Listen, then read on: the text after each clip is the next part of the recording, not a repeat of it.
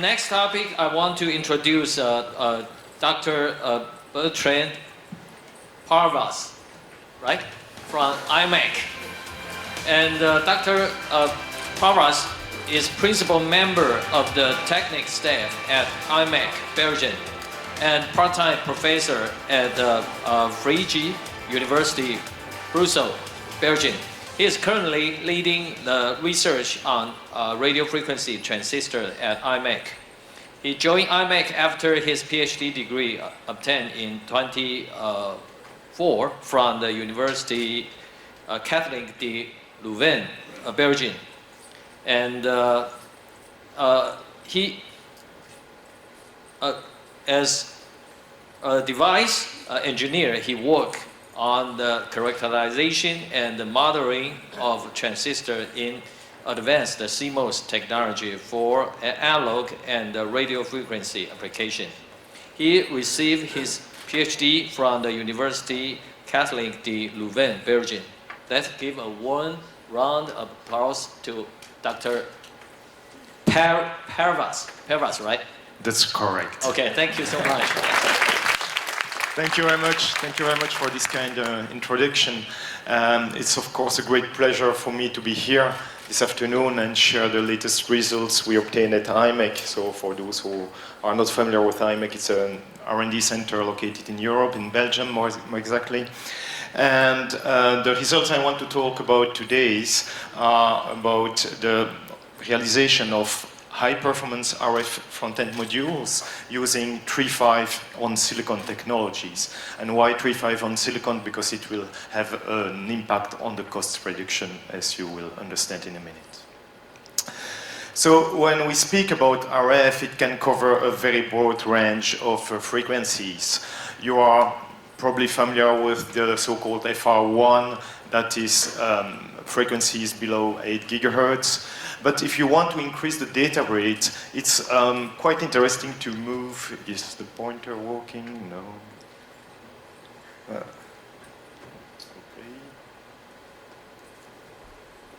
Okay. Never mind. Yeah, there is a very shy pointer somewhere. Okay. So it's quite interesting to move to higher frequencies. The reason is that more bandwidth is available over there. Moving to higher frequencies has an additional advantage. The wavelength is decreasing and hence the size of the antennas. So for a given area, you're going to fit more antennas on a single system. And that's quite interesting for beamforming applications that are popping up at those high frequencies. So at imec in my department, we looked at the FR2 application range, as well as in the D-band around 140 gigahertz in the FR5 region. And that's what we're going to detail in a minute. So a complete transceiver is composed of several chips. Obviously, there is some part in the digital domain, which is using advanced CMOS technologies typically, and then a part that is used to upconvert the signal towards the high frequencies. And here we're using RF CMOS technologies. It can be FDSOI or BiCMOS as well. And close to the antennas, it requests for another technologies, and you heard a lot about GaN today. Yes, I'm going to have a lot of words about GaN as well in this presentation. But we're also looking into indium phosphide, for instance, and this especially for the high frequency range. The challenges with front-end modules are the following. First of all, working at high frequency is not that easy. And on top of that, if you look to the attenuation that comes from atmosphere, it's getting higher and higher at higher frequencies. It means that instead of wasting power in an isotropic fashion, people are thinking to direct the beam in the direction of the receiver. That will mean that we need several antennas to implement these beamforming solutions. Who says more antennas says more area. And the second challenge is with the development of high-frequency front-end module is the form factor. The third one, and the most important one for sure, is the efficiency.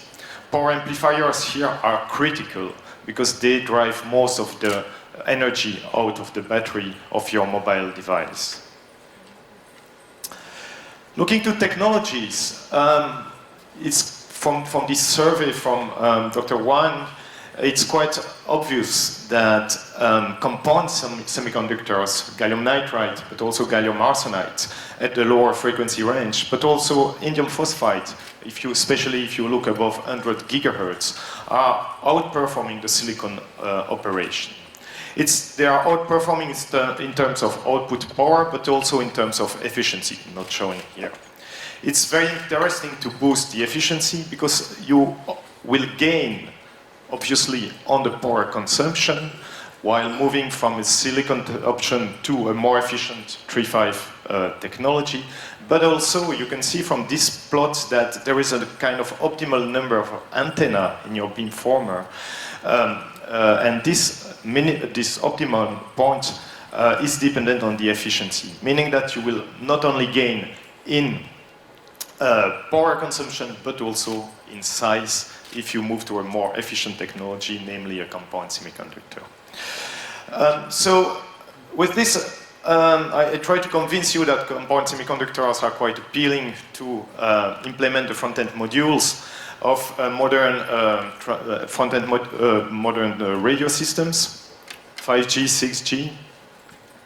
However, there's a catch. If you look the way they are fabricated, typically it's using small size wafers compared to a 300 millimeter wafer from the well-known silicon fabs, and the processing itself relies on lift-off gold and things that are a bit like what I used during my PhD time at university, but not what I can find in a high-volume manufacturing. So you can see that this will definitely lead to different type of design when it comes to circuits. On the one hand, the 3.5 based ones are very high performing. On the other hand, the CMOS implementations are do integrate a large complexity of systems. So here on the bottom chip, you see 4 antenna paths are designed together with the PLL, and everything is embedded in a single chip. So complexity versus performance is a trade-off. Our goal in imec is, of course, to make the best of the two worlds and enable a 3.5 technology on silicon, which is compatible with all the tool sets from a silicon fab. And that's what the approach we've tried to follow. On the one hand, for applications at very high frequencies, above 100 gigahertz, we're looking into indium phosphide on silicon. For applications at the lower frequency range, we're looking into gallium nitride on silicon. And obviously, the combination of technologies, whether it's gallium nitride or indium phosphide, this must be co-integrated at a certain point together with the CMOS. So we need a nice also connecting platform. And here we're also developing interposer technologies based on silicon wafer as well. So these are the 3 technology elements that we are developing and that I'm going to detail in the coming slides. Let's start with the general picture. So this is about co-integration, hetero co-integration. So as I said, in imec we are developing RF interposer technologies aiming at gluing our compound semiconductor together with CMOS and antennas on top. And here's what we did. So we modified the interposer that was originally developed for digital applications. We modified to make it an RF friendly one. And the key feature when you compare to advanced PCB that are commercially available is in the size that are the feature size are way smaller, and this actually boils down to a benefit in terms of RF losses and performance at high frequencies. So this type of, maybe I was a bit fast on that slide, this type of interposer is very important for applications in the application range above 100 gigahertz. And of course, they can also benefit at lower frequencies, but they become really critical in the D-band, for instance. Looking in the front-end module technology for those D-band applications, we're speaking here about 3.5 on silicon, and there are several ways to implement 3.5. Well, our reference is a 3.5 substrate, so let's take indium phosphide. We start from indium phosphide substrate.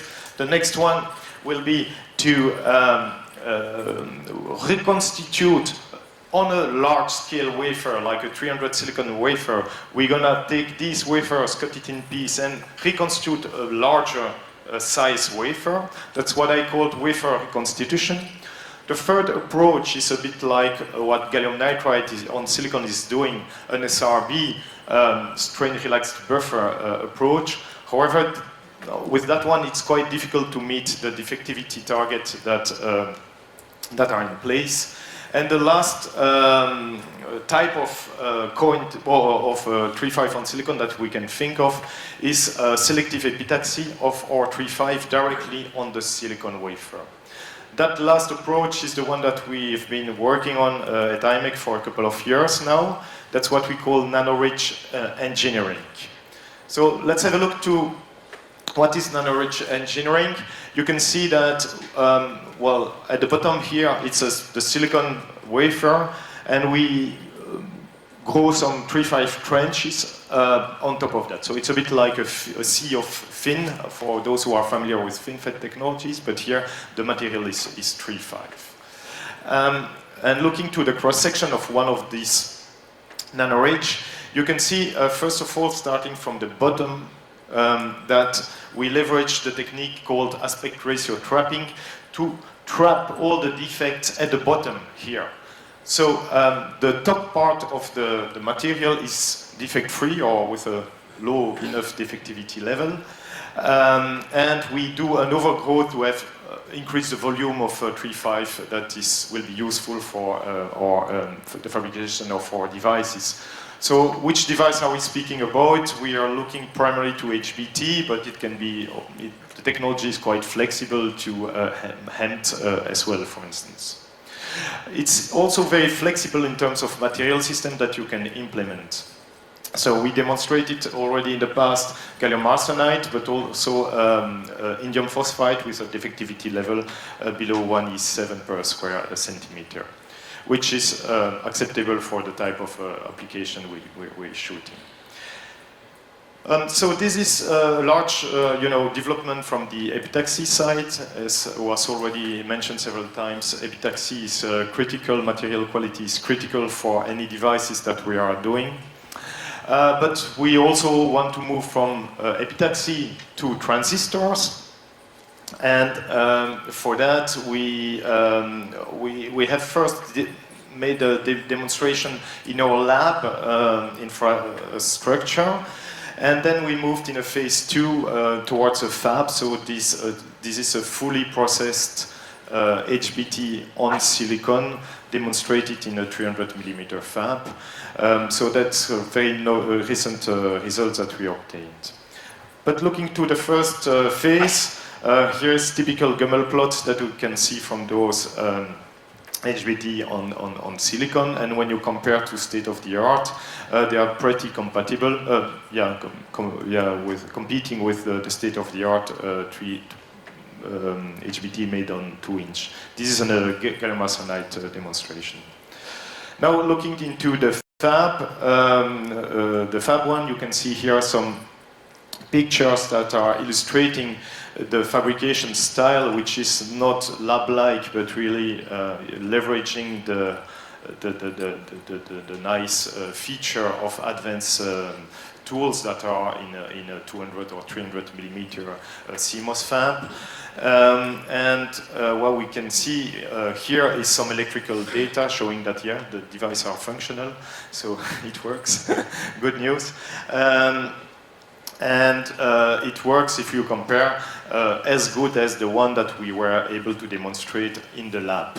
So what do I mean with this slide is that basically today we are developing a technology, HBT on silicon, but using this 300 millimeter fab process, which is giving the same type of, at least Gummel plot, as what is typically obtained on a 3.5 compound, 3.5 substrate and using lab-like technology. So it's a way forward, the new generation of this compound semiconductor. One of the key motivator is definitively cost. If you would have to implement our HBTs based on an NP substrate, you can see that the cost is superior, way higher than what we simulated for our heteroepitaxy solution. There is one competing technology which is reconstructed wafers, and this is very interesting also. If you look recently, Soitec, for instance, has shown the extension of their smart cut technology towards indium phosphide, and here the costs are also very low, so it looks another very interesting path to follow if you're interested in growing 3.5 on silicon. The second track is gallium nitride.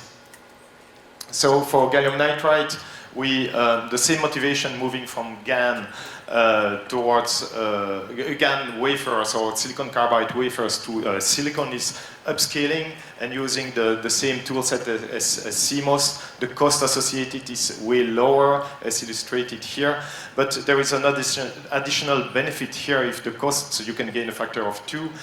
When you look to the sustainability side, so the CO2 footprint, there is more than a factor of 2. It's orders of magnitude difference that we evaluated when comparing the fabrication of a silicon carbide, GaN on silicon carbide, compared to a GaN on silicon.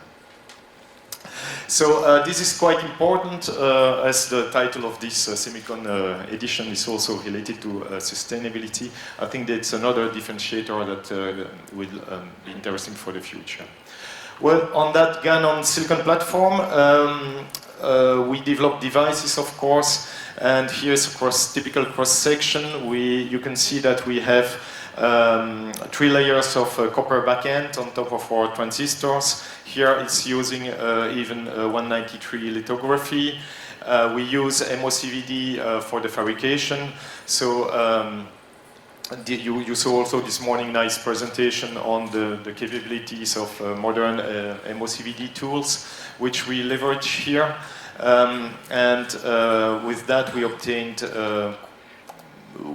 quite good material quality, but also the ohmic contact resistivity is quite pretty low, below 0.15 ohm millimeter. And so that's a nice platform on which we are developing new features that are in collaboration with our partners, of course. New features to feed this RF domain and to enhance it. So moving to RF means higher frequencies or high enough frequency. In other words, the gate length should be very short. So that's one of our goal. I forgot to mention the typical gate length on the previous page was a bit smaller than 100 nano. So here we're shooting even to scale it down to 50 or even 30 nanometer in terms of gate length. But associated with the lateral scaling, you need also to scale vertically the epi layers in order to maintain the short channel effects under control. And that yields to the development of back barriers and other fancy, epi stacks. An additional research track towards high frequencies yields to a reduction of the parasitics. So we're also developing modules such as the regrown based on MOCVD again, and this in order to reduce the access resistance, which is one of the killer for the high frequency performance. Gate also resistance should be reduced, parasitic capacitance should be suppressed. These are also a research track. Now, an interesting one comes from the fact that working on GaN on silicon means that you're using silicon, and there is a real problem for RF, which is not present for power application at low frequencies. There is a formation here of parasitic channel, and this parasitic channel, if you don't pay attention, will yield to a low resistivity number of your substrate. In other words, you're going to have RF losses, substantial RF losses at high frequencies. So we found out also solutions to tackle those ones. And the last but not least challenge that RF devices are looking at is the development of E-mode transistors. But unlike what was presented earlier this afternoon, we can't implement, for instance, P-GaN gate, and the reason is that it will make the thickness of your gate or equivalent oxide thickness higher, which is not compatible with downscaled gate length. With that platform, anyways, we could have pretty good numbers in terms of efficiency on the y-axis and output power density on the x-axis. This is a benchmark with the rest of literature, and you can see the red dots are the imec data points. We achieved efficiency way above 50%, and when you look to power density, we're starting to move into the range where GaN on silicon carbide is typically developed. So it means that for mobile applications, that GaN on silicon does the job already today. If we want to expand towards more base station applications, then yeah, we're entering that space, but there is still a bit of work to do. So come with us, and we're gonna find the solutions to all of these challenges together. Let me conclude. It's time, I see it. Sorry, I took a bit too much time. In the conclusions, what I wanted to say today is that, yeah, first of all, compound semiconductors will lead to high performance front-end modules, which are key for the next generation of radio systems. If you use 3.5 on silicon, it will give you an additional benefit in terms of cost. Okay? And we can leverage all the CMOS compatible facilities. Trinitride on silicon, GaN on silicon, excellent performance was demonstrated.